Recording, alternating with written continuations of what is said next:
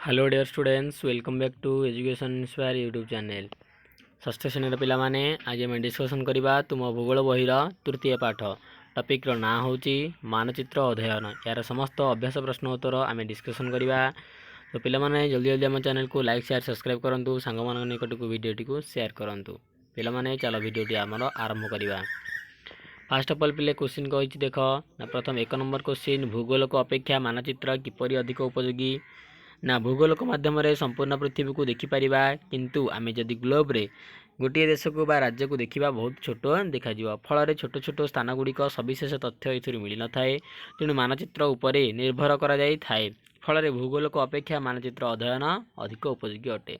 2 number जीवा, मान कहले कौन बुझ ना पृथ्वी पृष्ठर दुईटी स्थानर प्रकृत दूरता मानचित्र एवं मानचित्र उपर थिबा स्थान दुईटर दूरता अनुपात को मान कहुए। धर ये गोटे आम प्लेस अच्छी और ये गोटे प्लेस अच्छी, यही गोटे प्लेस रू प्लेस मध्य केते डिस्टेंस ओके आपको आम दुईटी स्थानर दूरतार जो अनुपात रेशियो को आम कहुए मान बोली कहुए है। 3 नंबर देखा ना मानचित्र रे थिबा मुख्य दिग और मध्यवर्ती दिग गुड़िकर नाम लेख।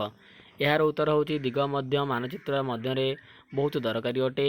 ना मानचित्र रे थिबा मुख्य दिग गुड़िक है से गुड़िक हूँ पूर्व पश्चिम उत्तर दक्षिण। जानिच आम ना आमर पूर्व तापरे पश्चिम उत्तर दक्षिण ताको पुणी विभक्त कर उत्तर पूर्व एवं आपको मध्य विभक्त कर उत्तर पूर्व जहाँ आम ईशान्य कहे, उत्तर पश्चिम जहाँ कहे वायु, उत्तर पूर्व अग्नि और दक्षिण पश्चिम नैऋत्य। ओके मन रहिबो। नेक्स्ट जीवा 4 नंबर, मानचित्र 3टी मौलिक वैशिष्ट्य कौन? मानचित्र 3टी मौलिक वैशिष्ट्य होची प्रत्येक मानचित्र 3टी मौलिक वैशिष्ट्य थाए, तार होची दूरता, दिग एवं संकेत। ओके नेक्स्ट जीवा 5 नंबर, ना मानचित्र रे संकेत व्यवहार कहीं होता है? ना मानचित्र रे घर, रास्ता, मंदिर, पोल आदि आकार और अवस्थिति सठिक भाव दर्शाइबा संभव नुहे, तेणु संकेतर व्यवहार करा जाय थाए। संकेत गुड़िक अक्षर, छायाचित्र, रंग, रेखा आदि द्वारा सूचित करा जाय थाए। से भली नेक्स्ट देखिए पे 7 नंबर क्वेश्चन, ना क स्तंभ ख स्तंभ रेखा गुड़िक आम संयोग कर।